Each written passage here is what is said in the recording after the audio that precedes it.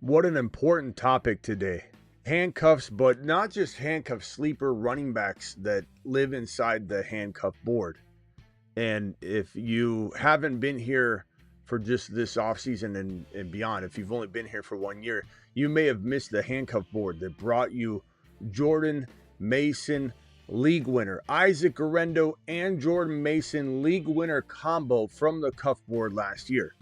Now, the cuff board last year, we didn't need a ton of the players to step up, but dare I say this year, I feel like it's going to be different. Dare I say, knock on wood, the running backs are going to get a little bit more banged up this year than last year. Last year feels like an anomaly. We skated by in a way. We predicted the Christian McCaffrey injury, and Isaac Guerendo and Jordan Mason together were a handcuff combo that could win you leagues. We're here to repeat what we did last year. We're here to rinse and repeat. We're here to stay humble, but also predict the future. The Fantasy Football Show. Sleeper running backs. Tank Bigsby. Charbonnet, but not discrediting Kenneth Walker. And yes, Guerendo's still in the mix. Jordan Mason's still in the mix. We got a whole amazing just group of running backs to talk about from a sleeper and handcuff and starter combo perspective. That show begins right now. File on in. Live from the FantasyFootballShow.com studios. It's the Fantasy Football Show. Live! Monday through Friday, 8 p.m. Eastern. Smitty is also live. Well, no going back now. You sure you want to do this, Kyle? Yeah, we have to. Let's go. Start the procedure.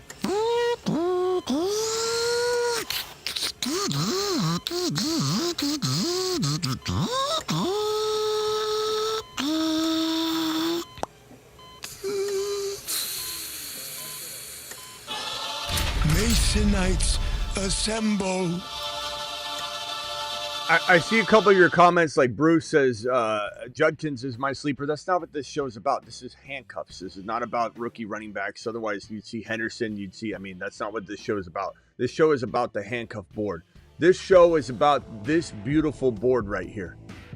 This beautiful board is a league-winning opportunity for those that are willing to listen and absorb it the way that it's meant to be absorbed.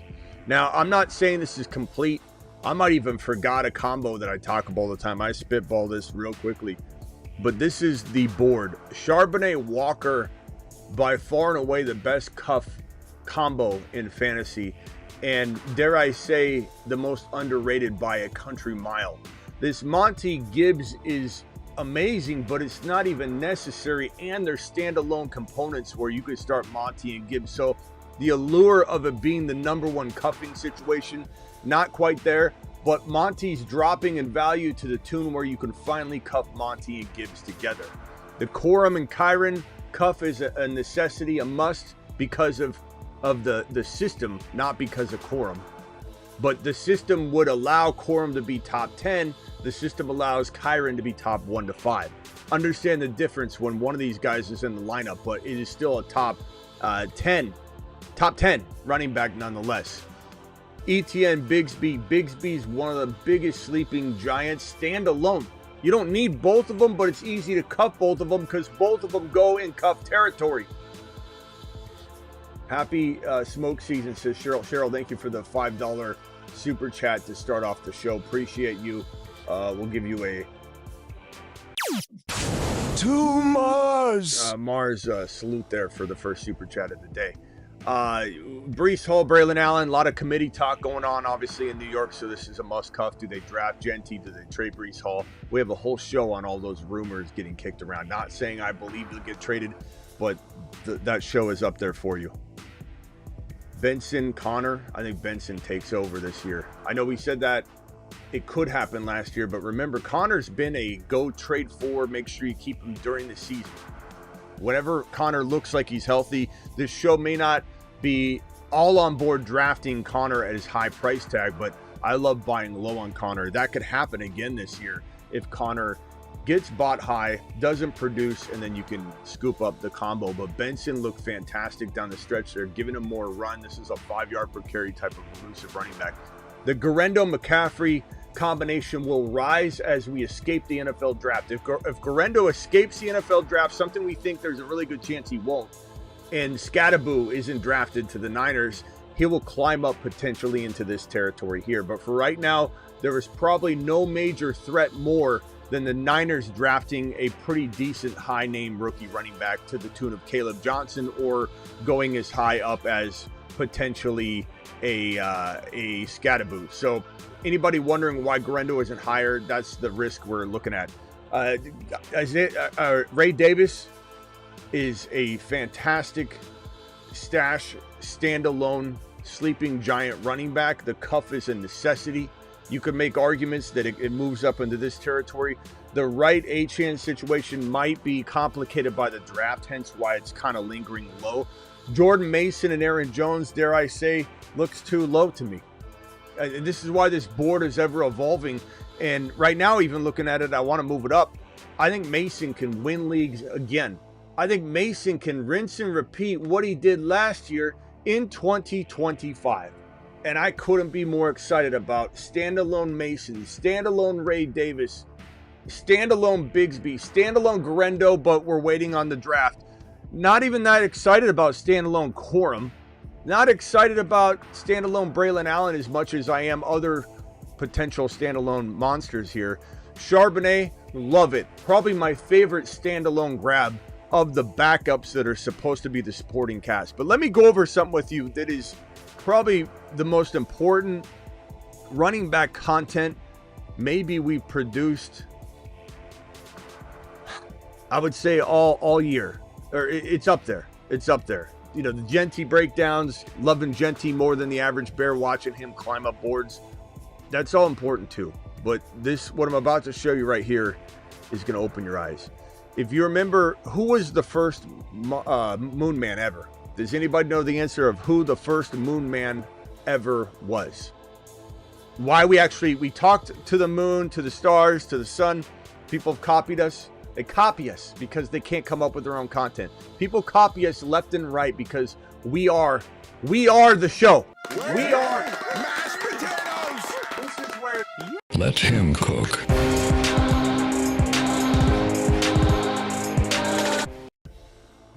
The answer to the first moon man ever, Travis has it right. It is this man, Kenneth Skywalker. It was actually the very first video drop with creativity injected that we had as well, to a degree. Let me see if I can find the Kenneth Walker video clip. Anyway, let me see if I can drop. We'll drop that later. I'll drop it later. But here we are now, sitting here full Breece circle. Hall is 8 foot tall. He will always answer the Wrong button. freaking Here we call. are, full circle, back talking about the man that kind of kick-started it all. Kenneth lightsaber swinging Skywalker. That was the first real, intense video clip that we had in video drop. And now here we are back again doing it live. Here it is right here. Kenneth Skywalker.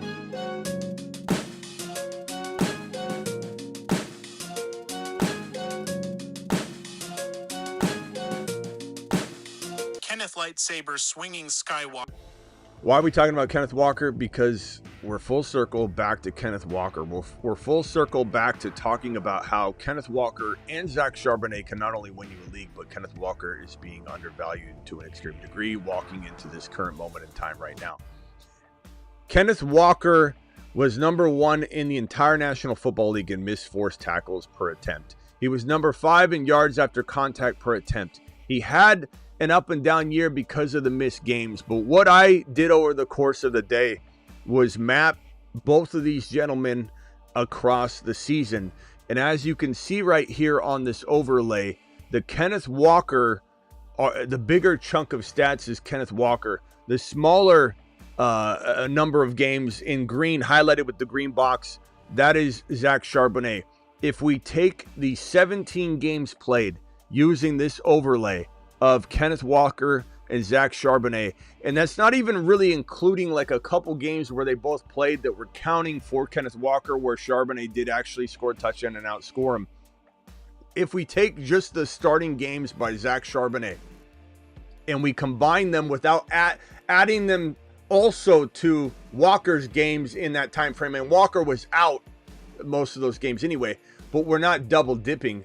17 starts between the two.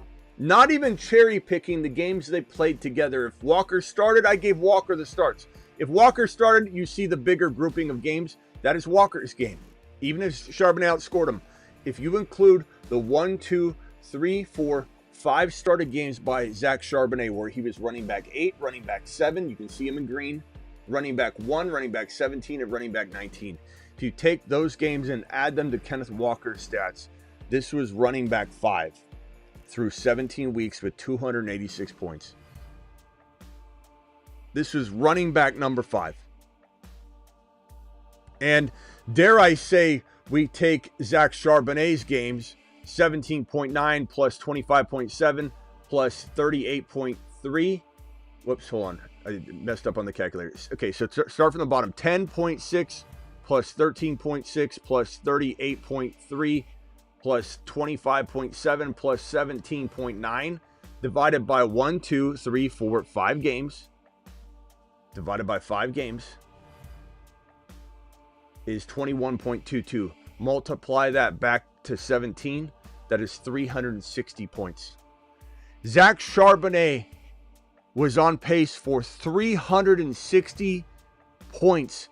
The number 1 or 2 running...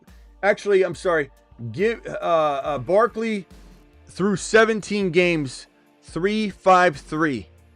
Gibbs, if you add in his week 18, he obviously scored like something around 370 or 380. But if you take that game away, he's back to 315. Barkley didn't play week 18. He had 353.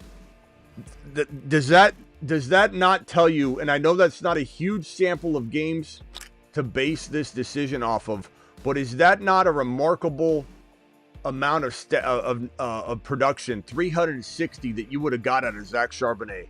And I'm not saying it's a good sample. I'm just saying that is a remarkable number no matter which way you look at it. Bottom line is we get 286, which is running back 5 from these gentlemen right here.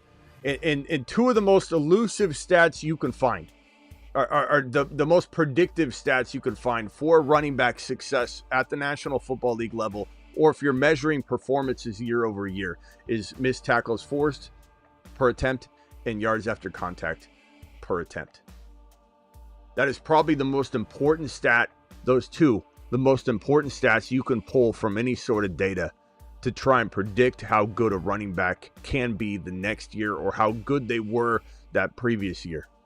Bucky Irving, forced missed tackles, top 5. Bucky's unbelievable in that category. Bucky's one of the most elusive running backs in the National Football League. That's why these stats are so important when you look at them and you say to yourself, in the context of yards per attempt after contact. Yards after contact per attempt. Bucky Irving is number 1, 2, 3, 4, 5. Do you know who's number 4? Tank Bigsby. You know who's number 2? Isaac Guerrero. So we've been calling this and calling out these RBs for a while now. And if we circle back to the cup board, it is loaded with those guys. Tank Bigsby is everything Bucky was in hindsight. When we look at, okay, what could we have seen? What should we have noticed? What does he look like? What does a rising star monster look like in Bucky Irving? It looks like Tank Bigsby. Bigsby also costs you nothing. Bigsby wins you a league if you land it. Bigsby doesn't hurt you at all if he doesn't land. Same thing with Ray Davis. Same thing with Jordan Mason. Jordan Mason's climbing a little bit, but he's still round 9, round 10 in your grandma league, double-digit rounds. Guerrero is going to be round 10, 11, 12. Again, we got to escape the NFL draft. Corum, again, not as into the standalone value. Monty, he's falling into expensive cuff territory, but he's no longer a standalone monster in round 4 or 5, you're grabbing him at the highest cuff expense you can find, but it's still arguably a cuff that you can also start, and you can put these guys in your lineup together. One is a flex. Gibbs obviously is a running back 1. Charbonnet, love grabbing Charbonnet over and over and over again. I don't care if I miss out on drafting Walker or elect not to draft him because his ADP is too high or my draft slot doesn't work for Kenneth Walker. Somebody else snags him. I grab Charbs every single time. This cuff board will help you win leagues. This cuff board will help navigate the rough waters of the RB position that I believe we were blessed with not having a lot of injuries around last year. I believe that won't happen this year. And I believe this cuff board that saved us and helped us win a lot last year with the Mason and Garendo alone and the Charbonnet. But I believe that the cuff board's going to be called upon using the Fantasy Football Show bat signal more than we ever expected coming out of this 2025 season in retrospect. The cuff board will win leagues. Charbonnet can win leagues. Jordan Mason, Ray Davis, Garendo, and especially Tank Bigsby can win leagues. And while Charbonnet can win leagues, the cuffing combo of Walker and Charbs can also win leagues. And this should be eye-popping to you. How well these running backs played. How well this guy played when on the field. With the missed tackles force per attempt, number 1 in the league. How this guy played on the field when he got contact. Yards after contact, number 5 in the league.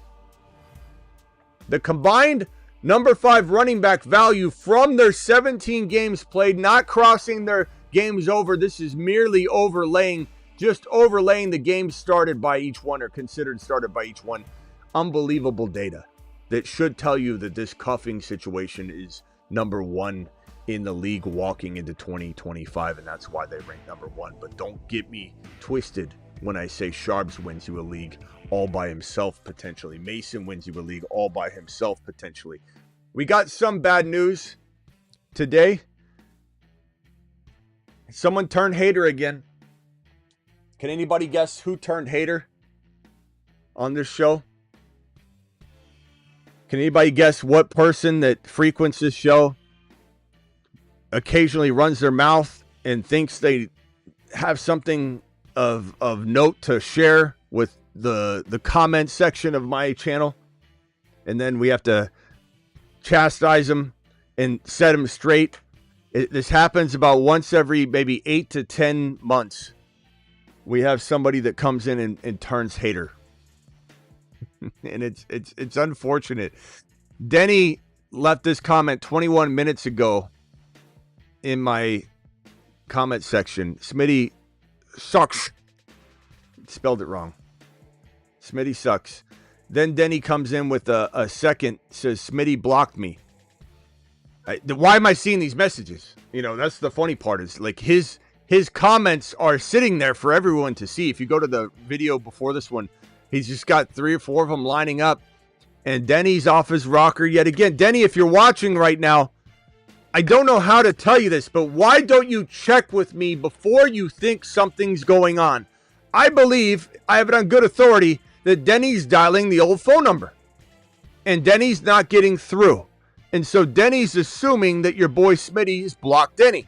But Denny doesn't watch the show very often. So Denny doesn't know that the phone line has changed. So instead of asking somebody, instead of asking Smitty, instead of dropping a comment, hey Smitty, is there a problem with the phone line? Denny hits to the comments and says, Smitty blocked me, Smitty sucks. He even went as far as to say that this is the one that probably hurts the most, to be honest with you. This comment really, really gets me. This is the one that bothers me the most. You know, I have pretty thick skin, but when someone says something like this, I just don't know what to do.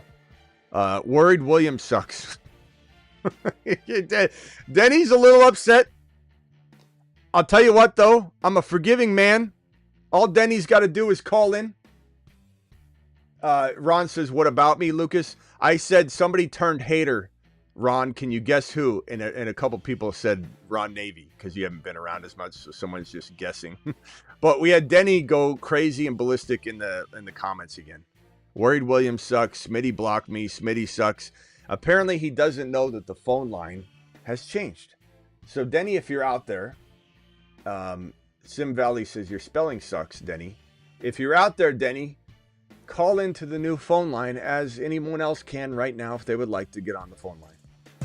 Call into the show. Call into the show. Denny, call into the new phone line. It's just unbelievable. It's like, do I not get the benefit of the doubt with Denny? What would make Denny think I abandoned him? This is the second time he's been belligerent in the comments, just saying, Smitty sucks, don't listen to him, can't believe him. He goes off on a tirade when he doesn't know the details of something and he doesn't ask the question. You know, something tells me something's going to happen like this with Gump at some point. Gump, you're live on their channel, my man. Gump, never flip out on me. Gump, I might hang up on you. I might say, Gump, get out of here. I might get mad at you. But, Gump, you are always welcome here. And we always expect you to call back. You understand? Okay. Okay. Right. I don't ever want you to take anything personally on this show. Okay? All right. Okay. If it gets a little out, the dog's barking. They're just playing. All right. Hold on 1 second. Let me hold on 1 second. Let me just merge this call here. Okay. Go ahead, Gump. What is it that I can help you with, Gumpy? Well, don't get upset. Don't get upset what I'm going to say. Can't promise. No promises. Okay. I'm going to reiterate a couple of things. All right. Number one, there's a chance that the Cowboys trade for Bijan. Hold on 1 second.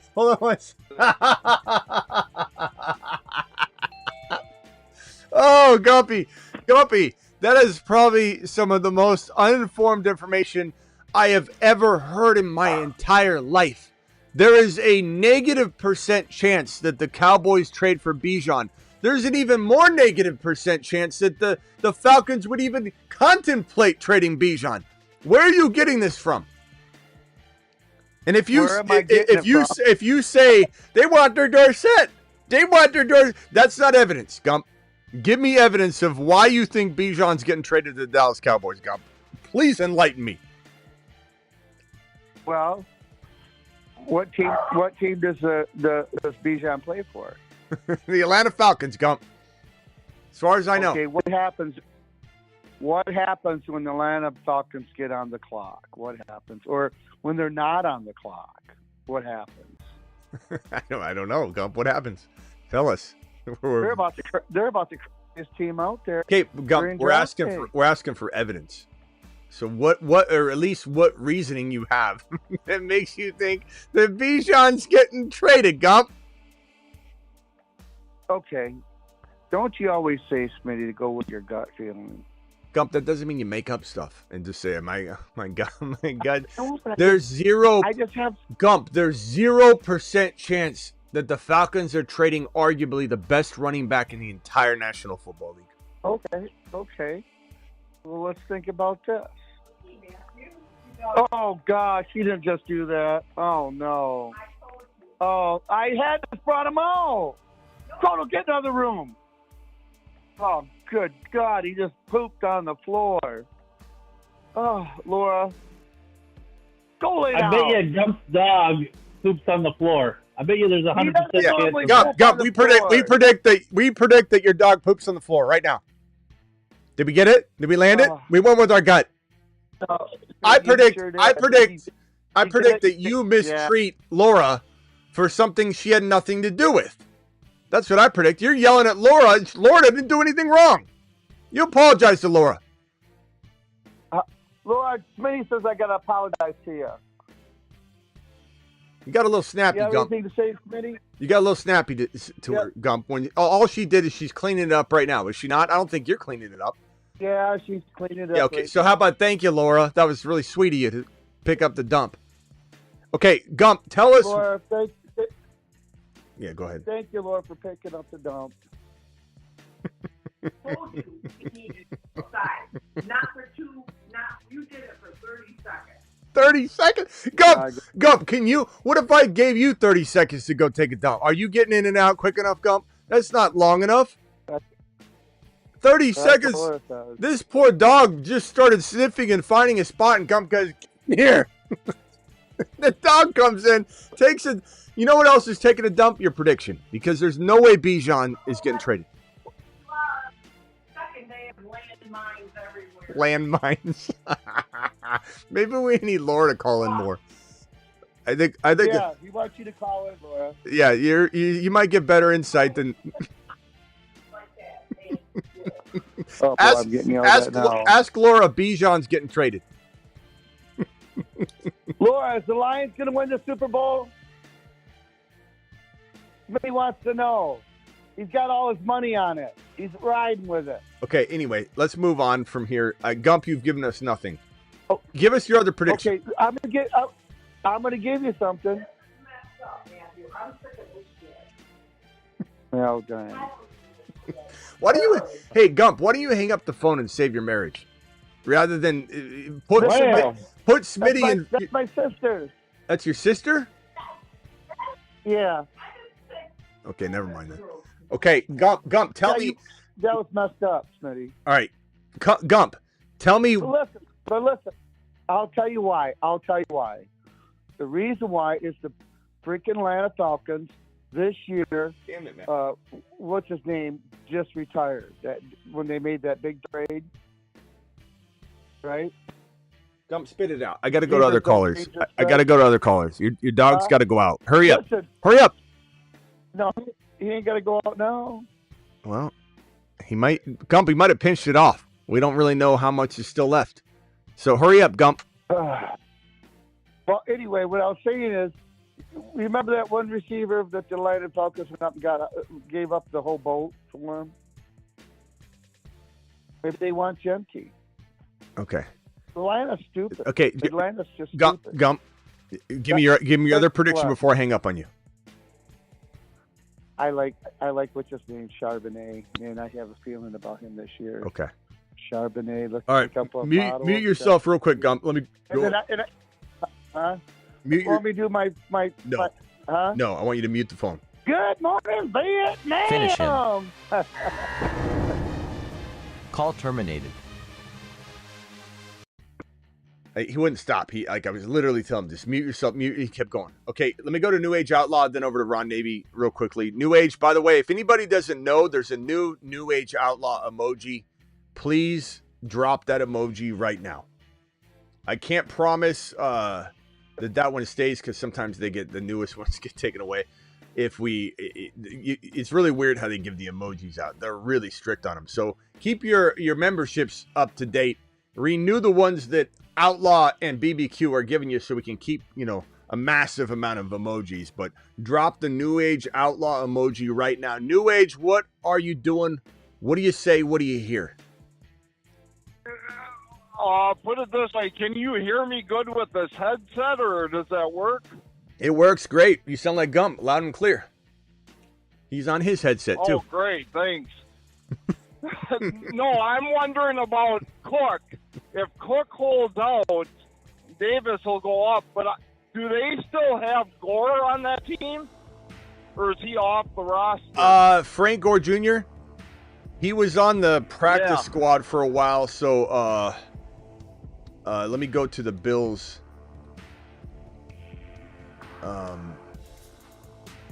Depth chart and just see where was he at the end of the season, because it's a good point, because I think he was on the practice. Yeah, I don't see him on the active roster at all coming out of the season. So it's Ray Davis, Ty Johnson, and Evans. So I don't know. He's somebody that could get back in the mix, but right now he's not a consideration, unfortunately.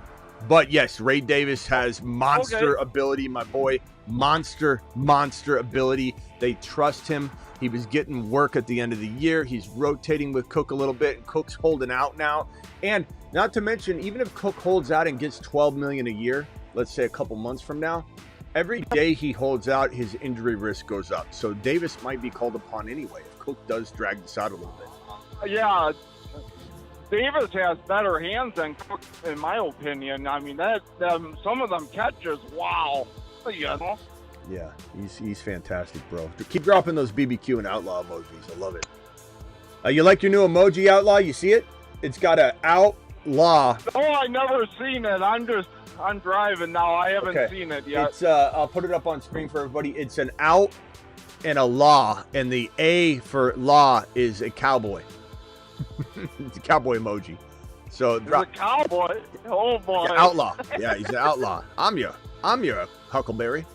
All right. What else you got, outlaw? That was it. I wanted to check and see where Gore or what. If Yeah, he was he a might. possibility. He might still be like in the reserve. You know, the reserves, but he's not listed on the Bills' active roster, obviously. But they brought him back and forth. We'll have to see where he's lingering right now. I don't really. Anyway. Okay, sounds good. That's all I need. All right. Well, you can mute if you want to stay on the phone line. Let me go over to Ron Navy real quick. I'm a little busy. Okay.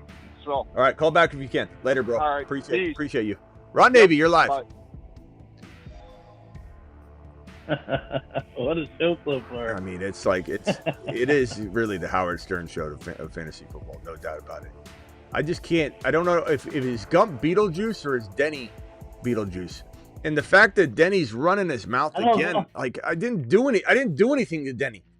I glorified Denny. I lift him up. Can you imagine those two in the same room? I know. We tried to get Denny and Gump on the same line, but I don't think Denny's called in on the new. No, I think he has called in on the new phone line once, but I think he forgot. So Denny won't remember. Yeah, I don't think he remembers calling. Denny won't remember making any of those comments whatsoever. Yeah, he probably accidentally called in on the phone line. He was lost, and then he passed out right after he those Denny, comments. if you're watching, the phone numbers changed. No one's blocked anybody. These are comments from my channel. I clearly didn't block you, Denny. So, call into the number, Denny. Here's the number.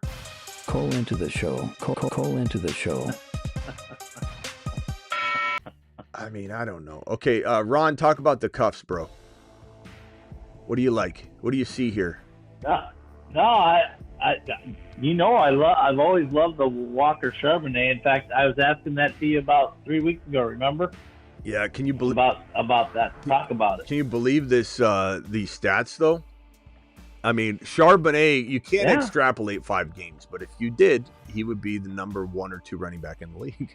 I mean, he played that good. Look at his running back. One game here, we had 38.3. Then he had the 25.7, the 17.9. Like he was a monster. I love Zach Charbonnet. He's probably my most drafted player. But I love the combo. I mean, the combo proved to be running back. That's exactly why we were mad when Seattle drafted him, because we knew he'd be a number 1 running back somewhere, and that's why we were a little bit, because his value went down as soon as he was strapped with Walker. Yeah, just for people that think, at the time, we make a lot of claims on here, highest on Zach Charbonnet ever, and people go, you always say you're highest, but I mean, this Charbonnet clip that I have here, I'm going to play it right now, so just let it play through, Ron, and then I'll let it play through, and then we'll talk right after. So here's the Zach Charbonnet clip. This is also like the Kenneth Walker one of the first clips we ever had. And the reason this wasn't like when he was with the Seahawks. This was Charbonnet in his UCLA jersey. We were hoping he'd get drafted to become a top 5 running back somewhere. And I think people said that I ended the live stream when Zach Charbonnet was drafted to Seattle. I don't remember if I actually did end it. You did. Yeah, I think I was so pissed. You did. I was so pissed. But here's the Zach Charbonnet clip that we created. A nice bottle of Charbonnet. We were so ready for him to become a top 5 running back. And your boy created this glorious animation. This is one of the first things we ever dropped. And ever since, we've been kind of pissed off a little bit, like Ron said. He put it beautifully. A little upset. And that feeling of being upset hasn't gone away.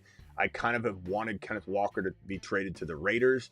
The Raiders, who have Pete Carroll coaching, who brought in Geno, reunited with Geno, only makes sense that he is the one owner that we can, or the one head coach that we can confirm that he or his team, someone in the brass, picked up the phone, called the Seahawks and said, is Kenneth Walker available? So there's a really, really good chance that on draft day that there's still some mutual interest between both parties. If Walker got traded, that would be probably the best thing that could happen to fantasy football running backs, period, for 2025. If for any reason Kenneth Walker got traded to go start somewhere and Charbonnet got a clear path to start, because these are two top 5 to 10 running backs sitting on the same roster right here. Dare I say it's the most talented duo here. As much as I love Monty, dare I say this is the most talent. This is why they rank 1 and 2 though, is because the standalone value of the backup is so much higher than the rest of these cats right here, except for Bigsby if he gets in there. I think Bigsby could climb to this 3 spot, and because I don't concern myself with Corum as much as, like, if I've got to draft a standalone running back, I'm drafting Bigsby over Corum 1,000 times out of 1,000. But if I own Kyren, Corum is one of the most important pieces of my double-digit round, strategy. But I'm still trying to grab Bigsby as well, because you don't have to just choose one. That's why I'll reach a little bit for Corum to make sure and ensure that I get Bigsby as well. But dare I say that Monty and Sharbs are the most capable and in good position that if the starter went down, they go in, Monty explodes. Charbonnet explodes. We've just seen evidence of that because his data translates to the running back 1 overall if you extrapolate his 5 games. So, yeah, I mean, Walker, Sharbs, Gibbs, Monty, thank God Monty's cuffable now. He used to be standalone it wasn't cost effective to grab Monty and Gibbs. Now you can. It's expensive, but it's a lot cheaper than it was. Let me go to Kyrie Boston real quick, and then over to Ron maybe after that. Kyrie Boston, you're live. Then rock out. Yo, I was talking to dude right before the show. Man, about the Gibbs. I had to tell him. He was telling me Bijan was going to the Cowboys. So I told him, I was like, nah, Gibbs is going to the Cowboys. He's like, no, that's never gonna happen. He got real mad at that one. You mean you were talking to Gump about this? Where? Yeah, Gump called me right before the show and told me that. Called? How do you have Gump's number? Oh, when we got clicked off the show one day, I couldn't get off the phone with Gump, so I had to exchange numbers with him. That's amazing. He's been calling me ever since. That's amazing. You know when the line drops? You look sometimes for it. Line drops. Yeah. Stuck on the line. Yeah, you got stuck in purgatory together, and you exchanged numbers, and now you're the 2 best friends anybody can have. I have to because you wouldn't let me go. We're putting people together. Let you off the phone. We're putting people together. We're creating leagues and friendships that last for eternity. Can I ask you a question? When you and Gump talk every day, when he calls you every day, do you look forward to the calls? Do you look forward to it? Kinda. Do you have trouble getting off, or do you just hang up on them like I do? Oh, I have the most trouble getting off, but tonight I got lucky because I think the dog had to go to the bathroom or something. He had to get off the phone with me tonight. He got off the phone and he only let the dog out for 30 minutes, bro. I'm sorry, 30 seconds, and the dog did you hear? The dog took a crap live on the stream. Hold on, let me add this call. Yeah, the dog, the dog took a crap live on the stream. So let me get this straight. Gump was talking to Kyrie Boston on the phone, said, I got to let the dog out. I got to go. Hangs up, sends the dog outside for 30 seconds, pulls him back in before he can take a dump, and he comes in and dumps in the house. And Laura, who's Gump's sister, is cleaning up the dump from Gump. All right. Jeez, man. All right, Kyrie Boston, anything else real quickly before I circle around the phone line? I'll definitely come back to you. He really didn't want to hear that Gibbs was going to the Cowboys. Gibbs isn't going I didn't want to hear that either because I'm a Gibbs fan and why would you say fan, but I had to set him straight. You were just kind of scaring him by throwing out the... Okay. Yeah, I'm just saying. He's saying that Bijan's going to Cowboys. It makes all sense in the world. They Gibbs will go. They got drafted the same year. You're just retaliating. I like it. Okay, hold on 1 second. Let me go over to Rock Out, then go over to the 770 caller. Let me go to Rock Out first. Rock Out, you're live. As far as Walker and Charbonnet goes, who would you want Walker to get traded to so we can both get our values with both of those running backs? LV. I think LV makes the most sense because if Walker were to get traded to LV, we know Pete Carroll loves him. Absolutely loves him. And he always used him. When he got hurt, obviously he turned to Sharps, but he always went back to Walker. And, he talks him up like crazy, man. He constantly loves this guy. And if he trades for him, he's most certainly going to use him. I think LV would be great. The only thing about that is, at the end of the day, I almost don't want it, because I want Genty to go to LV. If Genty doesn't go to Las Vegas, then I think we could get more screwed that way. So I'd rather another team, and I just don't know who would be the team that would potentially trade for him. He's such a dynamic running back that it makes sense that another team might get interested, because it's such a good running back rookie class that you think, oh, nobody's going to go pay for a running back when they can get one for free. But Walker, as I've alluded to, is so special, and the metrics, tell you he's the number one running back in the league in forced missed tackles per attempt. He's top 5 in yards after contact per attempt.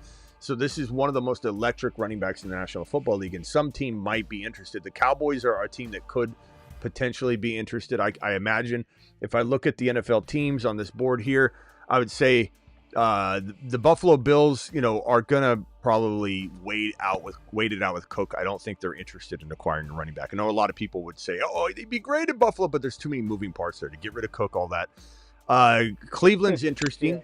I think Raiders, like I said, I don't want it though. The Steelers, it's possible, but I don't know that they're the kind of team that's going to pay up for an RB like that. I think they just draft one. Plus, they're excited about Warren. I think they'd bring in a rookie, and they will. But that's about the extent to that. Tennessee, I could see them wanting to get an RB in there to help support Cam Ward, but I don't know that they're ready yet. The Chargers would be very intriguing. Very intriguing. From a long-term perspective. But now that Najee's there, it's like you can't really wish for that. But the Chargers would have been great. They would have been fantastic for Walker, but they're not going to do that now. Plus, Najee, it's weird because a lot of people don't look at Najee as like a long-term answer at all. But, I mean, look, he's going to do really well there. And he's probably going to play at least 2 or 3 years, I would say, more before we start panicking about drop-off. So I don't think they'd make any sort of rash move. I think the Cowboys make the most sense over on the NFC side. Like, Adam Peters would be smart to consider it, but he's so smart with draft capital that I think he's drafting his rookie. But it's possible. The Saints, who I don't think they'd go after him because, they just gave Kamara an extension. I think they'd draft a young, cheap rookie, but I don't think they're going to trade for him. So there really isn't a lot of opportunities. New York, maybe, but I don't know that they're ready to pay an RB yet. They might want to build for a year and then attack that. So at the end of the day, the spots are limited. It comes down to Washington, which is not likely. The Saints, which is not likely. The Browns, which is potentially possible. And then Denver's kind of an intriguing spot. So I would say the most intriguing spots would be Denver and LV, but LV comes with consequences.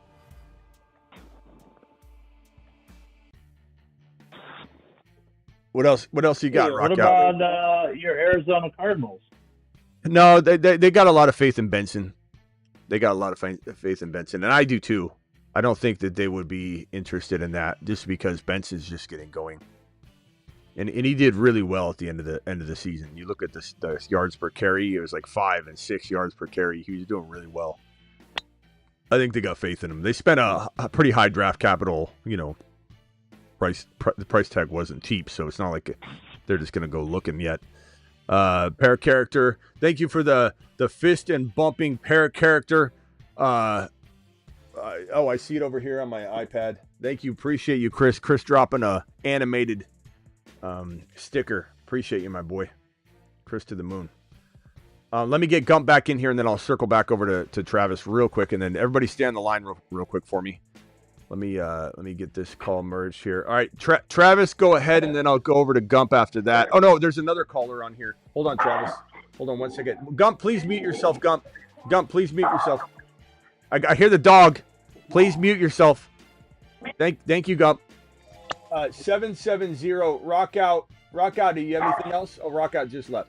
770. You're live. Gump, mute. What's going on, brother? What's up, my man? What's your name and where you calling from? This is Red from Georgia. Red from Georgia. What's up, my boy? Red. What are you doing, man? I'm just on a show. What are you doing? Oh, I'm just hanging out. Just want to call and say how you doing, you know. Ain't talking forever. Change the number on me, you know. Yeah. Tell Denny. Tell Denny if you see him.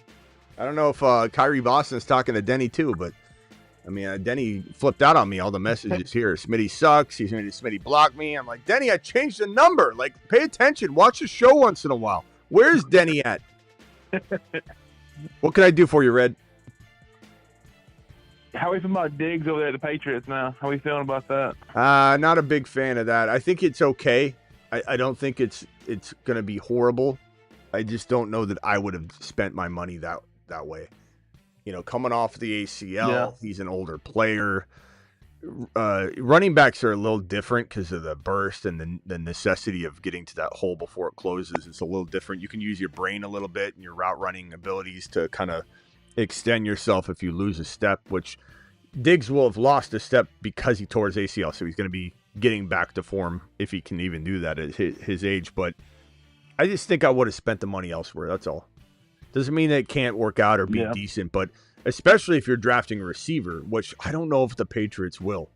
I think Hunter's looking like a lock to go to Cleveland as of this moment. The betting odds like doubled over the evening of Hunter going to the Cleveland Browns at number 2 overall. So very, very likely chance that by the time the Patriots get on the clock, they're going like Campbell or some other Carter if he's there. I hope Sanders goes to the Giants, so Carter would go to the Patriots, which is a good pick. But if it's, then Diggs makes sense, I guess. But I think I'd much rather have them draft like Igbuka. And I'd take Igbuka as high as Didn't Russ go to the Giants? You what? Didn't Russ go to the Giants? Yeah, Russ and Winston are there, but that's not a long-term answer, bro. They're both on 1- and 2-year deals, and Russell's on a 1-year deal. You don't sign a guy to a 1-year deal and expect him to be your starter for very long. So Sanders is their future if they take him. I think they will. I think Sanders' hype is going through the roof. You got all these pity-patting Peters. He pats your ball. He pats the ball like Tom Brady. Oh, that's a bad example. Like Aaron Rodgers pats it too. Who else pats the ball? Everyone. Mickey Mouse commentating and analysis by people, but Sanders to the moon and Neighbors to the moon. Love the pairing. But yeah, I mean, if it were me, I would trade this pick down, gain a lot. Like you could gain a lot for it. The 4 pick's still solid. Maybe not to go from 1 to 2 or 2 to 1. That would cost you a future first rounder. Now going from 4 to like 10 or 11 to take Igbuka early or 13 or whatever, you're not going to get the same return, but you could get something significant. And I'd rather have that player in the second round, let's say, with Igbuka than just Carter. That's the way my brain works anyway. Because I think Igbuka is worth taking 4 overall. I just would never do it because you don't need to. I just think the whole world's sleeping on him. Or I take Genty. What? I said, do you like Russ throwing Neighbors those concussion balls though? Well, we don't know how long Russ will be in there, bro. Winston could beat him out for the starting job. I'm not sold on Russell Wilson. Yeah, but Winston's also going to throw like 5 interceptions to 3 of his touchdowns too. Who wins what? I said Winston's also going to throw 5 interceptions compared to his 3 touchdowns each game too. No, he won't. He'll throw 5 and 5. He always throws the same. It's 30 and 30. It's 19 and 19. It's 5 and 5. He's equal. He's an equal opportunity INT and touchdown producer, bro. Not to mention, like I don't know. I can tell you haven't watched the show in a while because you seem unsold on this quarterback situation. But I mean, bro, Winston turned Judy into a top 5 wide receiver. Judy was producing, I think it was top 2 wide receiver stats. If you extrapolate his time with Winston across 17 games, it was like wide receiver 2, I think it was. So I don't know that you looked into it too much. I'm telling you, Winston's fine. Winston's when he signed, it was to the moon. The whole world, the whole fantasy football world went crazy when Winston signed. Then when Russell Wilson signed, it went straight back down. Like neighbors, everybody's jumping back off the train. And I can understand that, but at the same time, Russell Wilson and Winston, even if they don't go get Sanders, is light years ahead of what he had last year.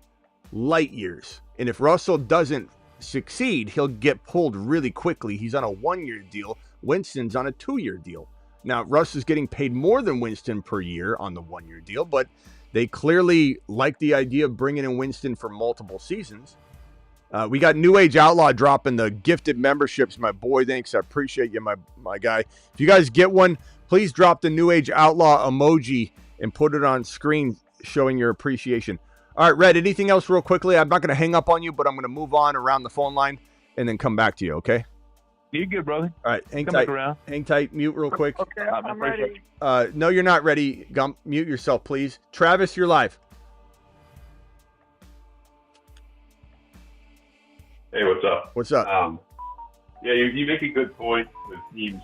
Like, sometimes they prefer to trade for one of these veterans just because, you know, that they're more experienced in pass protection, they can catch on a little faster, and if that's what a team's looking for, they might not want to bring in a rookie every single time. And to that said, like, Bijan's not getting traded, but the next year or two, I think Algier might get moved. Yeah. I can't see them giving him a big contract. Yeah. Other teams would like him, you know. He's similar to a Mason or whatever. Yeah. Hey, don't listen to what Gump. See what he does. Don't listen to what Gump's saying about Bijan. No. Madness. If anybody out there heard Gump say that, please disregard it. You know, like a judge would tell you to disregard the testimony of the of that witness. He didn't witness nothing. Gump, I'm sorry, but you're off your rocker on that one. Right. My question was, I know you've touched on the situation before. If I'm in drafts before the NFL draft, I can't really take anyone on the Niners backfield. Like, even if they're at a decent ADP. Yeah. Like, I guess Garendo, you can take him as a flyer. But between the injury risk and they're probably going to draft someone, it's so cloudy. Yeah, let me give you my insight on that, my predictive, like, hypothesis and maybe some predictive deployment of strategy. Is when I'm taking Garendo, a lot of times I also take Scatterboo in a best ball draft. That way I have the Garendo and Mason that we had last year behind Christian McCaffrey. Now that's guesswork. And if anybody else wants to do that, promo code Smitty, I'll drop the link right now on Underdog. You can draft right now. And Mason is an absolute steal. Garendo is an absolute steal. Scatterboo's a steal, but climbing. But yeah, I'm 100% like trying to predict what's going on with that. And I think it's kind of a crafty strategy. But because I do think of all the running backs, the early running backs, the top 5 rookie running backs, the one most likely to be drafted by the Niners is Scatterboo. He's the total type of running back. Yeah. I like that. From top to bottom that Shanahan loves. And everybody and their mother is trying to will this thing to happen. And it's no secret that the Niners like him. There's no secret that the Niner fan base loves him. It's no secret that Shanahan probably loves him, but these are all hypothetical. So I do like the idea of Garendo and Scatterboo together.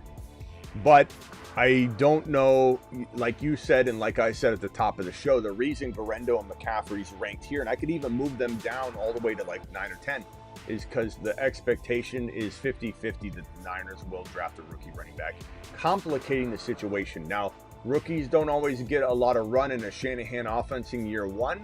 Sometimes the RB can, sometimes the wide receiver can. Ayuk, Ayuk, his rookie year, a la, Garendo a little bit there, but not at first.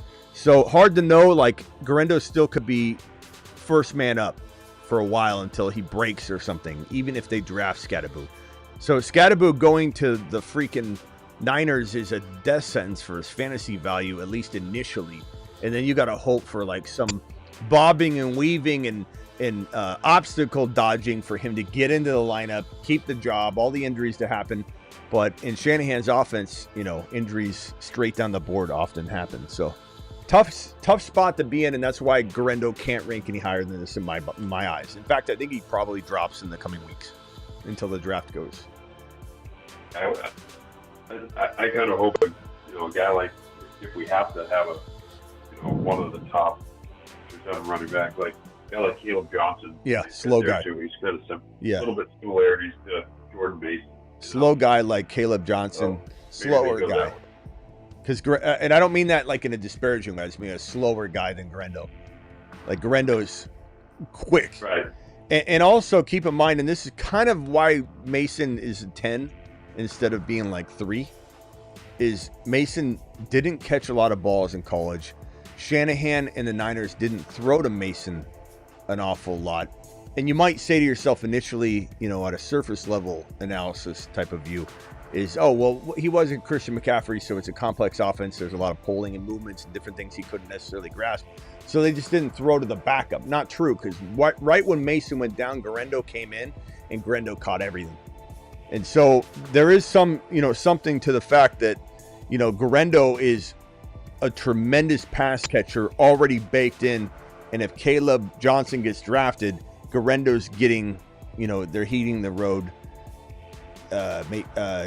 Whatever running back gets drafted is heating the road to Guerrero at first, because Guerrero's fully immersed in that playbook, and they used him beautifully. He was catching balls left and right. Guerrero's got the best shot at being the next Christian McCaffrey in that offense, maybe a watered-down version, a Walmart version, but in that offense over anybody, really. But Scatterboo would be the best fit if they did turn to a rookie and even Guerrero got hurt or something. But yeah, it is a tough spot to be in, and that's why I can't pull Guerrero any higher, because he might be facing Cam Scatterboo competition. We'll have to see if they. Last thing I'll say. Yeah, go ahead. Last thing I'll say, and I'll let you. I'm sorry. No, I was just gonna say I'll let you jump to other people. Yeah, go ahead. I still think a lot of people don't talk much about him, but I think Jalen Wright is really sneaky in Miami. If they start the season with everyone healthy over there, he's in that Mostert role since Mostert's not there. I know Madison's there, so, that could throw a wrench in things, but I still really like the potential out of Jalen Wright and running with H.N. Yeah, and the most effective H.N.'s ever been is when there's another running back in there between the tackles. Like, you want... Right. H.N. is essentially Deebo Samuel. Whether people want to understand what I'm saying in that or not, I can't really help that. This is a guy that in Miami, Mike McDaniel, the head coach, who designed the Deebo Samuel role. He was one of the major architects of that role, and it's the inverse version of it. It's a running back / wide receiver versus a wide receiver / running back. But anybody that knows Mike McDaniel, that watched Mike McDaniel, in San Francisco and in Miami, he utilized H.N. like a wide back, but inverse style. And we all thought that Tyreek Hill would be that guy, because we were thinking immediately, and it was natural to think that, but he used H.N. in that role right away. And even though H.N. was phenomenal last year, he could have been so much better. He just had dud game after dud game, even though he's a top 5 running back finisher, because they didn't use him the same. And so I do hope that they run Wright, or anybody that could draft a rookie, run Wright up the gut a lot more than you run H.N. up the gut. H.N. gets used on the outside, get him in open space, throw the ball to him more, have him have 12 carries a game instead of 18. He might have more yardage on 12 carries than he would on 18, because if you're getting 18 carries a game, half of those are up the gut with a expectation and likelihood of a 2 or 3 yard gain. So give those to, like Mostert got him, give those to Wright, and give H.N. high octane carries. The best example of this is, even though it's a different position and situation, is Calvin Ridley in Jacksonville. Calvin Ridley in Jacksonville was given all the crap work. He was given 5 or 6 throws that had low probability of being pulled in, and he'd end up having almost 2 touchdowns every game, but end up with 0 receptions. And it's like, I don't want H.N. to get a bulk more of crappy, low probability of success opportunities. I'd rather him get even all of those taken away and just have all of the other work that you're getting, and him and Wright on the field at the same time, just like you had Mostert and Achane on the field at the same time. Otherwise, you know it's going to Achane. So I'm fully on board. Less carries, more receptions, bigger efficiency on less work, more success, and more likelihood. If I remember right, if I remember correctly, wasn't Wright the guy who had like the best burst, 1 to 5 yards or something? He just gets going real fast. I think he was number 1 in the draft class for his 40 time when you broke down the first 5 yards, which is the burst, hitting the hole. You know, it's probably the most important data, and they just started that a couple years ago in the combine. Very effective data to provide instead of just what's his 40 time. Well, what's more important for a running back is hitting that hole, like elevator doors closing. And if Wright was the fastest off the first 5 yards, then he's really the best running back in terms of hitting the hole. So very, very excited to see him get work and run. He's a very big sleeper, good standalone grab. You could easily argue that this tandem moves up, but then every time I did that when I was making this, I just argue with the placement I just moved him to. I'd be like, well, Allen's going to get like 8 to 10 touchdowns maybe. Then I'm like, Benson's going to maybe take. I'm like, but Mason, we love him and he's proven. I just kept going back and forth, back and forth. The only thing that feels solid is these three, but I do think Bigsby's so good that I part of me wants to put him like 2, because how do I judge this board? Last year I went back and forth on what was the importance of it. Was it the combo or was it the backup? You know, was it that Bigsby's the best cuff in the league, or is it the combo of the two is the safest? So it's like I kind of go back and forth on what I'm trying to, you know, accomplish with the board, because it's 2 different angles I'm fighting with. And honestly, right now, it just feels like this is a good combination of all of that together. Yo, Smitty. Yeah. Oh, I have a quick question. Yeah. That Breece Hall thing you was talking about on the other stream, I didn't really get on the stream, but I wanted to say something about it. The Breece Hall trade. Yeah. You was talking about them trading the rumors, to the get smoke, the smoke. Yeah. But I was thinking they could trade Breece Hall to Las Vegas for the 6th pick. They could give them the 7th pick and Breece Hall for not happening. Maybe the 6th pick in the 3rd round. No one one's giving up a top 6 pick for Breece Hall.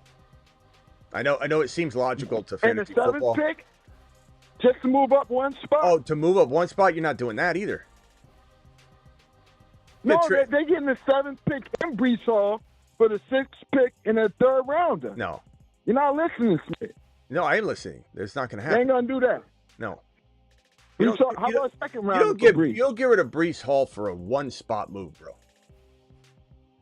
Huh? Too much. No, I said you get a 3rd round pick. And yo, Smitty, you're not listening. I am listening. Why you keep saying I'm not listening? I know exactly what you're saying. To move up 1 spot. I got you. Listen to the 3rd round. I heard you. The 3rd rounder. I heard you. The 3rd rounder. I'm not an idiot, Kyrie Boston. I do listen. I'm like, I heard you. I know what you're saying, and it's nonsensical. Breece Hall's worth more than that. You don't think so? I don't think so. How about a 2nd rounder? That's more likely. Okay. 2nd round and move up one pick, so you can get Gentry. But yeah, I mean, I don't. You never know.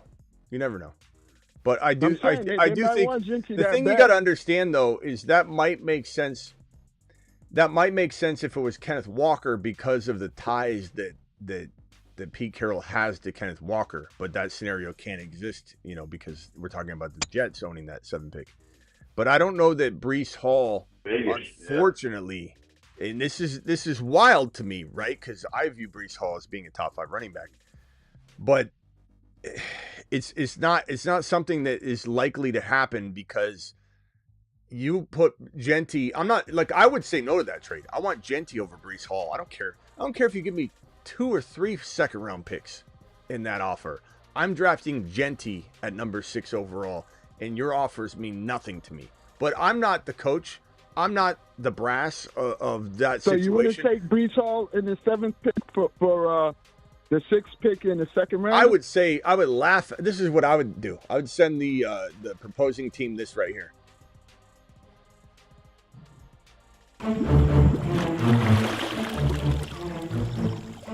You were offered sex. You were paid offer sex. No, I don't understand. I don't understand, Smitty. I know you don't. You keep saying I don't understand. I don't understand because what I don't understand is if you think that you and LV shouldn't give him a 3rd rounder, but then you wouldn't take a 2nd rounder for Breece Kyrie Hall Boston, in the 7th round. the thing you don't understand, and I've told this to you like 5 times, my definition of what I would do, what I think should happen, is different than what the league's going to do. So I answered that question very clearly. I wouldn't take that trade. I said, I want Genty, and I'd send you that damn video clip. But when you ask me, would this happen? That's a different question. Like, I don't know why we keep going over this. What if I say, this guy's this good, doesn't mean the NFL thinks that either, bro. You know, like, just because I think Ibuka's the 2nd best wide receiver, you call up and say, Smitty, wait a minute. Why do you have Ibuka going in the mid to late 1st round? You just said he was the top 2 wide receiver. And I got to say to you every time, Kyrie, I'm not the one making these picks. So I'm sorry, man. No, you're fine. You're fine. But I would take. Why would anybody give up a chance to get Genty for Breece Hall, who's been in the league, 4 years now, going on 4 years, and he's got injuries? You want a fresh new running back with no injuries. Well, the reason he's saying it is because he's saying that if the cost of entry on Breece Hall is a 2nd rounder, and that's the thinking, it'd be crazy if he went for a 3rd rounder. But if it is, then also there's a potential trade of the pick swap or whatever. But I agree with you, Ron. In our logical minds, Genty's, to be honest with you, bro, I wouldn't trade 4 2nd rounders and a pick swap. That's my personal opinion, because this is the next elite running back. This is better than Breece Hall. I love Breece Hall too. That's hard for me to say, but Genty is, like Ron said, young, fresh, start over, rookie contract. You know what you're doing if you acquire Breece Hall? I mean, LB's sending the 2nd rounder though. They're the ones who sending the 2nd rounder for Breece Hall. I know. I got it all taken care of. I got it all in my head. It's all there. I'm saying that I would not 3, 4 2nd rounders wouldn't even affect me. Like I would rather just, instead of getting those picks in Breece Hall, I would rather have Genty. But that's me. I'm not controlling the pick. But you asked me, do I think it would happen? And I said no, because I think that Pete Carroll has a soft spot for Kenneth Walker. I don't know that he's interested in going and getting Breece Hall. In fact, the NFL, I believe, is way too low on Breece Hall. All the analysts out there are way too low, so-called quote-unquote analysts by day, or analysts by night, pretending to be analysts. They all say Breece Hall is washed, he's a big risk, and I don't feel that way. But I still, even as probably one of the highest people on Breece Hall you could possibly find, I'm still saying hell to the no. I'm not trading away a chance to get Genty on a rookie deal, fresh legs. If you trade for Breece Hall, Kyrie Boston, you're signing him to an extension the moment the trade is executed. At the same time, I get you. You know what I mean? Like, you'd have to pay him $15 million a year. So are you wanting to pay him? Remember, they're getting the 7th pick overall too, and Breece Hall. They're not getting nothing. But you're also. Would you trade Genty for that though? Turn the tables. Would you trade Genty for that? I don't think you would. You know, you got to turn the tables and look at it from both sides. Genty, but look at it this way: who's going to be the 7th pick in the draft? They have to make financial sense though too. It makes no financial sense because you're getting Genty on a rookie contract, and they just said it. You're going to have to pay Breece Hall all this money, and then you're going to bring in somebody else. Kyrie Boston, no, it doesn't make any financial sense. Kyrie Boston, sense. I understand what you're saying, and logically there's an argument to be made. No one's saying I'm saying that you're not crazy for proposing it. But if you trade for Breece Hall, you're signing him to a $15 million per year deal, or you're not doing it. Like, you wouldn't go after this draft or this player give up draft capital, give up the idea of Genty, and not lock Breece down to a long-term deal. So you got to understand Can I ask you one more it's question? also a massive commitment financially to Breece Hall if you acquire him. So the team that trades for Breece Hall not only has to give up draft capital, bro, they got to pay him $45 million or whatever the contract's going to end up being. They got to pay him $15 million a year, $14 million a year, $13 million a year, whatever it ends up being. And that's a lot, my boy. Genty is special, and he's fresh. And Breece Hall's young, though. He's 23. Didn't we say he's 23 years old? Do you know that I created this website right here? Let me go over to the Fantasy Football Show. The year Breece Hall was born. The year Breece Hall was born. Actually, this is older than Breece Hall. Breece Hall wasn't even thought of yet. His parents were not even having, Netflix and chill moments, or back then it was Redbox and chill. They weren't even Redboxing and chilling. Redbox. They weren't. This site, I was creating content before Breece Hall was conceived. That is wild to me. Makes me feel old as shit. But go ahead, Kyrie Boston. You were muttering something before I cut you off. Go ahead. I was saying, what would be a fair trade in this predicament if UNLV want to like make a trade with UNLV? UNLV. Well, not UNLV. Las Vegas. If Las Vegas wants, my fault. Don't let Kyrie Boston get a handle of the trade button. This guy will send anybody anywhere without getting it right. Remember he called in yesterday, and Kyrie Boston, I love you, pal. But he called in, he's like, what'd you call the combine? You kept saying the combine over and over. You call it the a campine. Like a campine. He's like, what do you think he did at the campine? I'm like, does anybody know what he's saying? Does anybody know what he's saying? What's he saying? Campine? Are you saying tampon? All day. It sounded like you're saying tampon. I'm like, what's he saying? Campine. He ran a slow time at the campine. Okay, Kyrie Boston, hang tight for me real quickly. Let me go around the line real quickly. And where did Rock Out go? Rock Out. Hey, Smitty? Yeah. It's Gump's turn after Ron. Hey, where do you have Hampton going to? I have him going to the Bears at 10, and everybody, not everybody, the casuals that are watching this show for the first time or a Bears fan just kind of meanders on into the live chat or the comment section later and is like, you're an idiot. The Bears aren't going to draft Hampton. Hampton's skyrocketing up boards. If Genty's gone at 6, then Hampton gets forced up even higher. If Genty isn't taken 6 and the Bears luckily get him at 10, then yeah, Hampton could slip into the high teens or mid-teens like easily. But once Genty goes, it's going to pull maybe a third running back into round 1.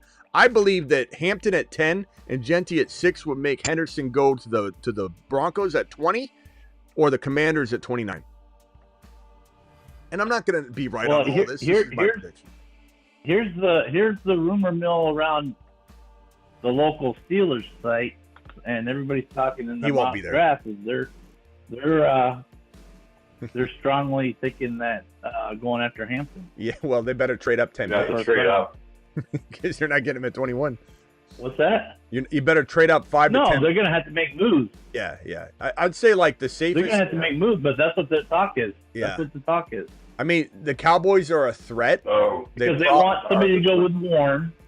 They want somebody to go with Warren. They don't have Najee no more. And Hampton's a lot like same type of runner like Najee. Yeah, Hampton is but probably better. Hampton could go 9, 10, and for anybody that thinks Genty can't go 6 and Hampton can't even go 9, you're living in la la land. I'm not saying it's a lock. You guys got to remember, a team might be barely gonna go this way or that way, and if the Saints don't draft him, people will come in and go, you said the Saints could take him. Like they might have almost taken him. Like you don't know. So he could go 9, 10. 12 and then it really is 20 for the Broncos and then the Steelers 21. So there's too many touch points there for him to slip to the 21. So yeah, I agree. The Steelers have a lot of clout to move up because they got the max number of compensated picks this year and even maybe next year. So they can move their draft board around and move up in the draft to get them if they want them. But Ron, here's the thing though is this is probably second rounder. The Steelers have a second rounder. I think they do. But Ron, here's the problem though. No. Here's what's going to happen. They don't have a second rounder. No, we have a third rounder. Okay. Remember, we get DK. Oh yeah. Okay. So no second rounder. You guys can't trade up. Maybe a future pick, but I don't think many teams are going to make those kind of moves. We'll see. But here's the thing, Ron. If the Steelers are going to trade for him, you got to trade for him during the draft. There's no way you can anticipate where Hampton's going to go. So you're going to be like the Broncos. My prediction is the Broncos get on the clock and they literally go at 5. Hey, what do you want for 5? And the Jaguars are like, let's say they're taking Graham. We're content on Graham. They're like, okay, that's not who we want anyway, but okay, bye. Then they pick up, hey, Raiders, who you taking at 6? And they're like, Genty, and they say, son of a bitch, and they slam the phone down. But if they don't take Genty, then they call up the Jets. Hey, what do you want? I think the Broncos could be actively trying to get into the Genty pick every time Genty's available and on the clock.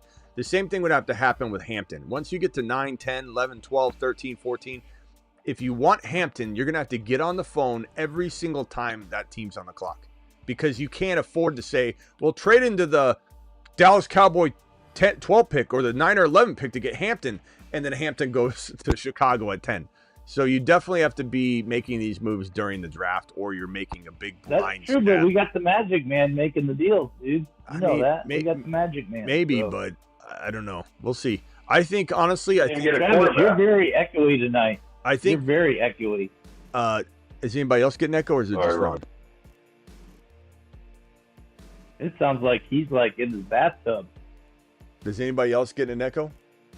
Oh.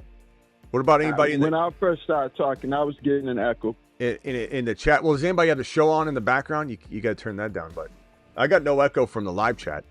Ron, you're a little louder than most people, though, so I could see that the reverb hits you a little differently because I have the speaker. No. Everybody else I'm hearing just fine. I heard Gumpy, I hear Boston, everybody, but for some reason, Travis is like always echo. Oh, Travis is echo. Okay. I don't know why. Yeah, not always, but okay. Tonight, real quickly, let me just say this. For those worried about Genty going to the Bears could trade up, but I think that the Bears have like a 20% chance of even seeing, maybe less than 20% chance of seeing Genty at 10. So the Bears would have to trade up. I think if the Saints get Genty, if he falls to 9, the Saints are grabbing him 100%. They've already had tons of interest in him. The running back coach is enamored with him. And Genty's had nothing but great things to say about the Saints running back coach and situation. So I know there's mutual interest there. A lot of people saying Hampton or Genty to the Carolina Panthers. I don't see it. You just extended Hubbard. You're not going to give up on Jonathan Brooks, but I'm giving up on him. But as a team, they're not. I just don't see how that's going to happen. But you never know. Again, Genty's worth taking for almost every team on this, in this top 10. Even if I have a Breece Hall and I'm the owner of the Jets, I'm taking Genty. I know that's not what people want to hear, but I'm doing it. And if I can get rid of Breece Hall, I might, but I might not. I might roll my freaking Monty and Gibbs out with that combination, and I believe it would explode. So I'm just, you never know where Genty's going to go. He could go anywhere. He's that good. He's that generational. And when he did his workout, the whole world took notice, and he upped his value, I would say 20 or 30% just by showing up and showing everyone, everyone's saying, Ron, you're extra loud tonight. I don't know why Ron's line is always louder. Ron, do you got like some sort of like volume assist on your phone with the big buttons or something? Like, what's going on?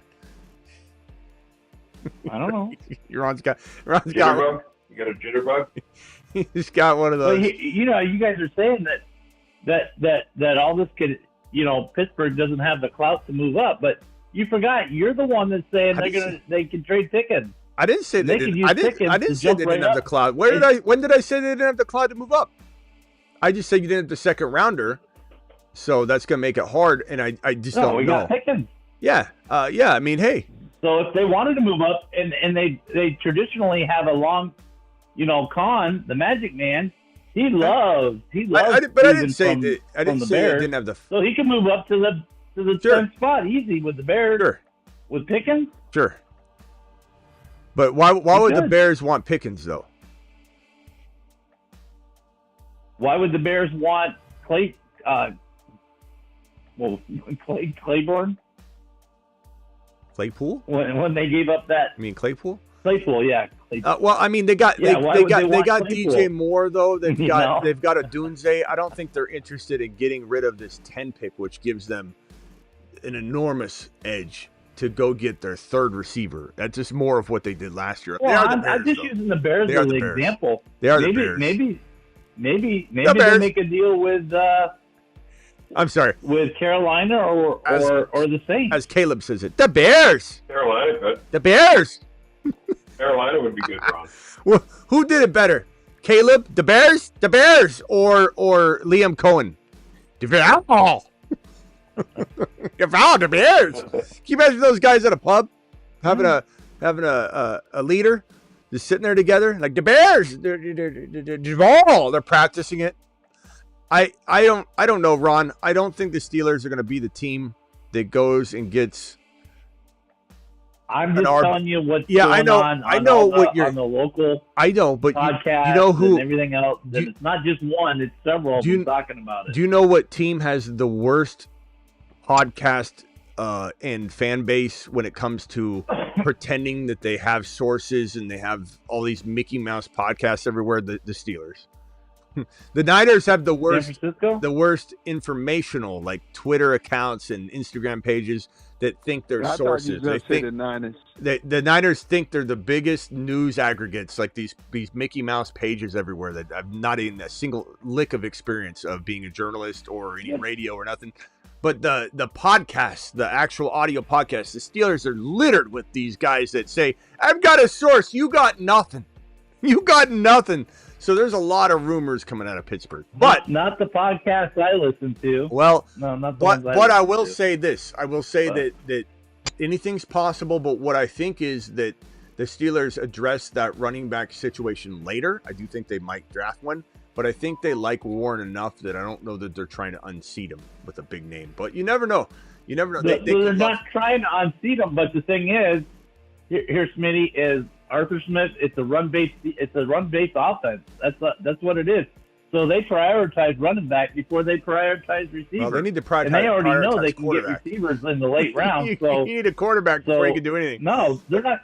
You already got them out there saying go get Aaron Rodgers. Oh, we're okay if we just end up with Rudolph. We're ready to go with Rudolph. So they really don't care about the quarterback either. If Rodgers doesn't sign, then that makes me think they're not smart enough to go get a quarterback. That's what I'm saying. Okay. Anyway, let me go over to Gump. Their priorities running back. Gumpy's been waiting really patiently. Gumpy, I give you credit for that. Gumpy, go ahead. You've been waiting a long time. Hopefully, he watched this before. No, Laura did it. His sister. Laura. Yeah. Laura said that the Lions are coming back with a vengeance because of Aiden. Uh-huh. But anyway, she wanted me to tell you that. Okay.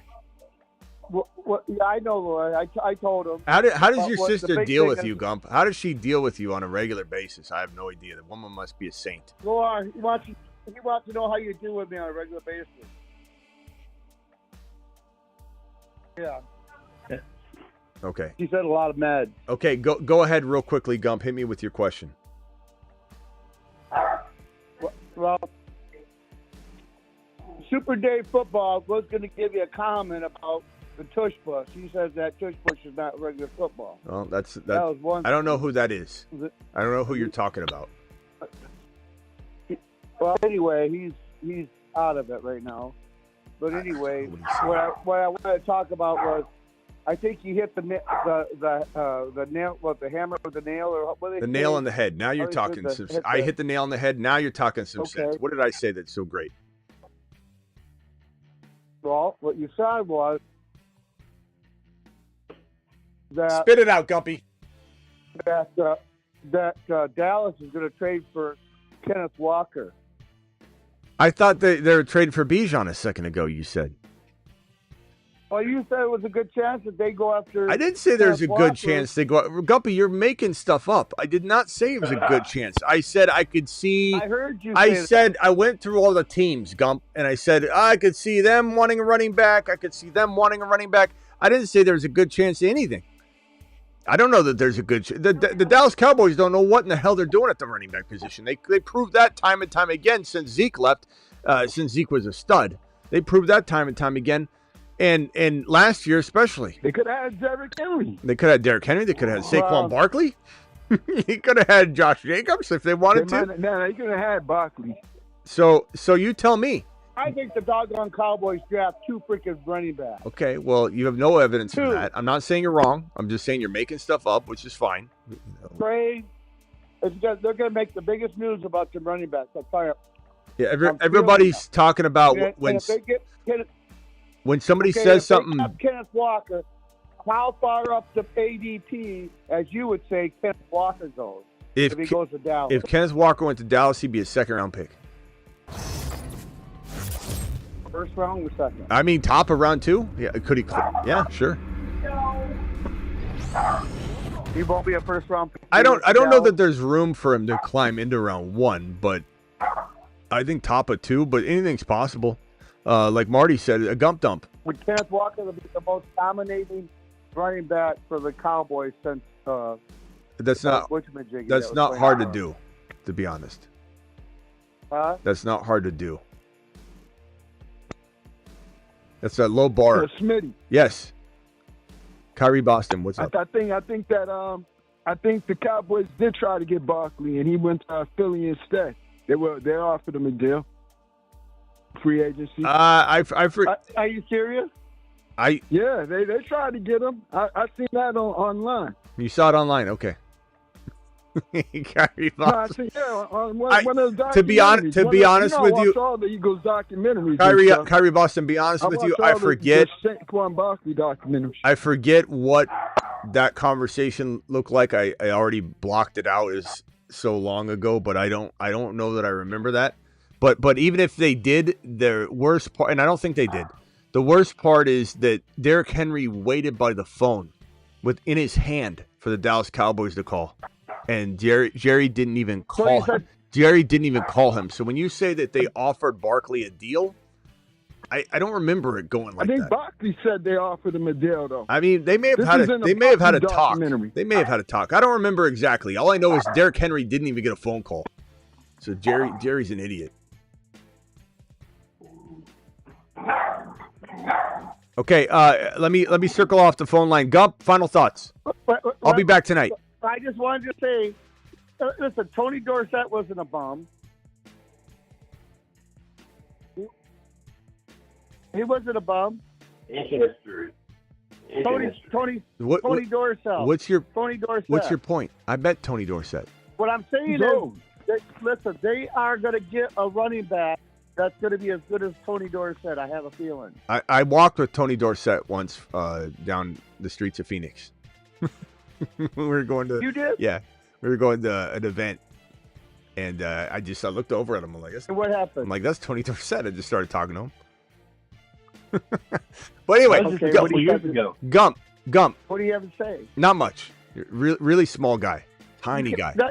He looked like he. I know, but what did he tell you? Nothing. He didn't really want to talk about anything in particular. He was real quiet. He blew you off. Kinda.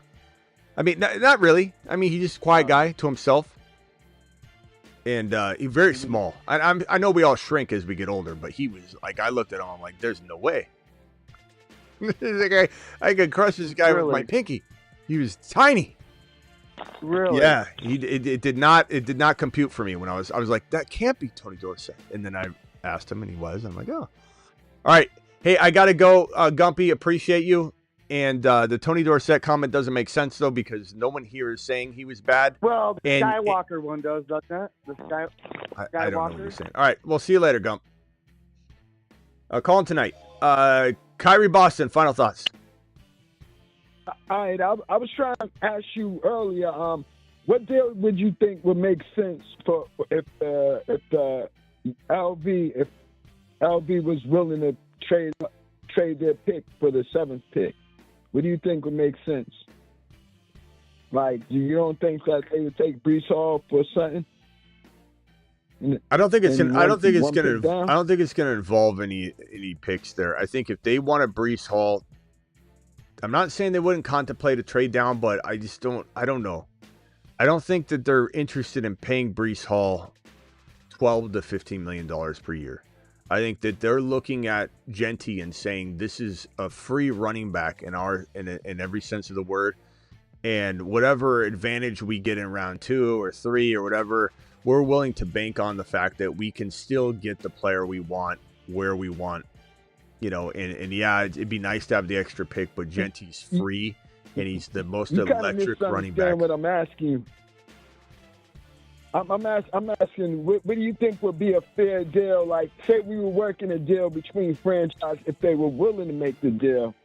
What do you think would be a fair deal if they were willing to take Breece Hall? I mean, your offer makes sense. It makes sense. I'm just saying I wouldn't do it, and I don't know that they will. I was just checking on that. I was just seeing if it would make sense. Bro, the going rate for Breece Hall seems to be a second rounder, and I don't even know that would stick. I have no idea. Like, sometimes we think a guy's going to get you a lot more. Like, look at Godwin. We thought Godwin was getting $30 million a year, and he signed for what, 23? But there was word that the Patriots would have paid 28 to 30, so we weren't wrong. But good God, he took 23 million or 24, was it 23 or 24 million a year? So you never really know what people will pay, what the value is. Second rounder, third rounder, makes sense that Breece would command at least a second rounder. For damn near nothing. Honestly, I'm not trading Breece Hall for a second rounder. I'd rather keep him. Even if I was going to draft Genty as a New York Jet, owner or something, I'm keeping Breece Hall versus getting a second rounder. But I just don't, I can't really answer the question because what you said makes sense, but I don't think they're going to do it. As I told you, I wouldn't give up 3 or 4 second rounders to swap picks and lose Genty. Even if you're giving me Breece Hall, because you got to remember, you're not giving Breece Hall, you're giving Breece Hall with a $12 to $15 million per year commitment. So it makes your team has a different build going on, has different financial obligations, and they're trying to build something kind of, from the ground up. You got Bowers, you got Genty, maybe Geno is the real deal they believe, but you're just going to build around that. I don't think I go after Breece Hall if you're going to lose Genty. It just doesn't make sense. I agree with that too, though. I wouldn't make the trade. But I started made sense. Thank you. I mean, it's you make clear sense in the offer. I'm just telling you what I would do. All right, call him tonight. We'll see you later, pal. All right, bye. Smitty, take me off next. I gotta go. Okay, Ron. Final thoughts. No, I'm good. I'm good. Right. Have a good night, everybody. All right, see you later, Ron. Later, Ron.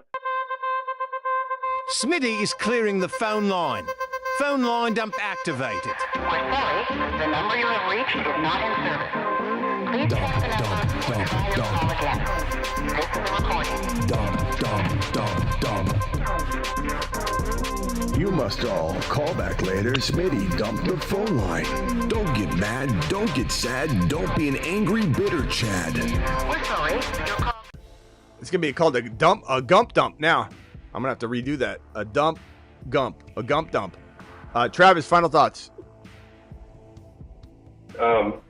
Yeah, the Steelers. I know Ron mentioned in the chat that he didn't necessarily want Hampton, but Travion Henderson, if they're going to take a guy in the first round, they probably wouldn't have to move off of that spot to take Travion.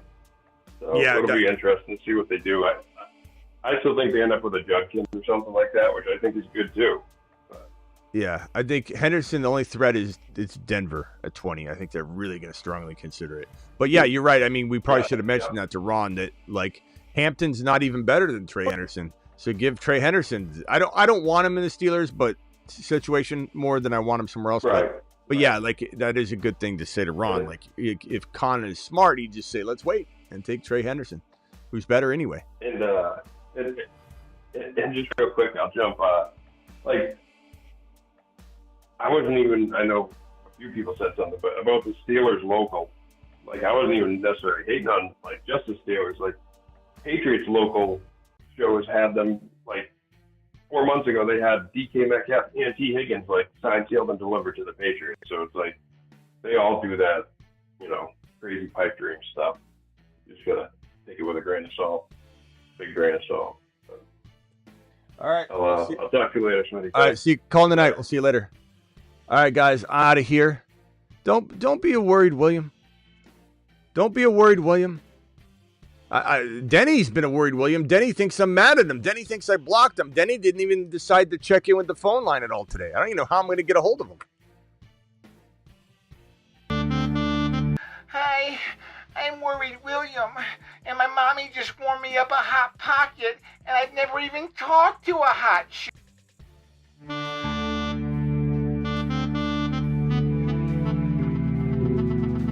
Hey, are you currently sitting at home and wondering, why am I such a loser? Why do I not know how to get chicks? Well, there is a solution. Draft Ashton Genty in your upcoming fantasy football drafts, and you'll immediately start growing hair on your chest. Those little testicles of yours will finally drop, and even though you still live in your mom's basement, you're going to immediately start getting hot chicks, all because you drafted Ashton Genty. Now, do you want to be this guy? Hi, I'm worried William, and my mommy just warmed me up a Hot Pocket, and I've never even talked to a hot chick. Or this guy. Hey, I'm Dom, and I drive fast cars, get hot chicks, and draft Ashton Genty double fist style with 2 cell phones at the same time. Why do I have 2 cell phones?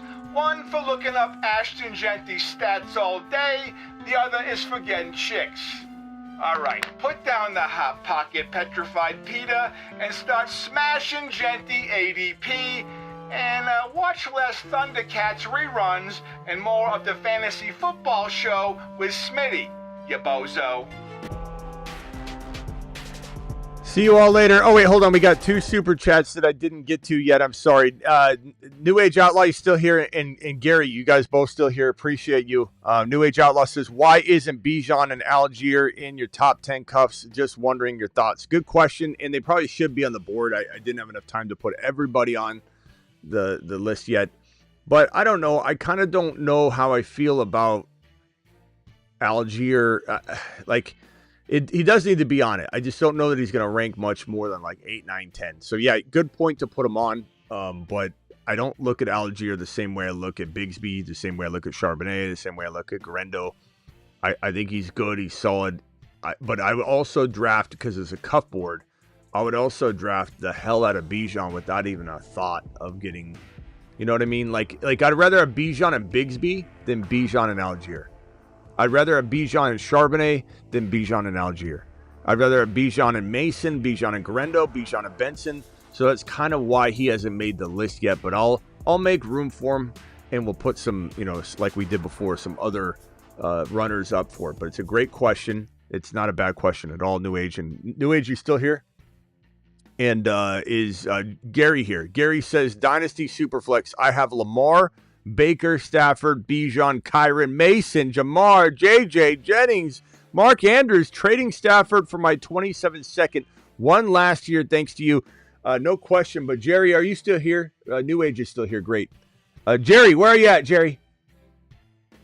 Hopefully Jerry's still here. Jerry, appreciate that. Fantastic job with your team.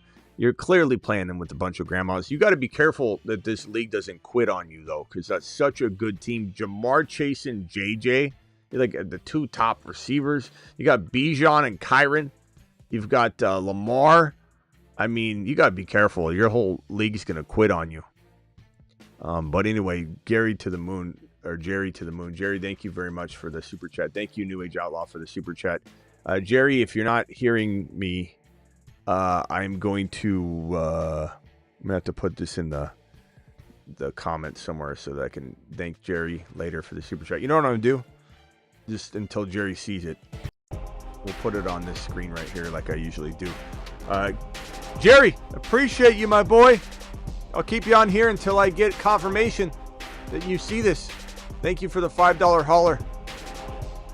Live Monday through Friday. Additionally, live whenever big news breaks, and live most midnights like we will be tonight. See you all later. Deuce. Go get a Hot Pocket.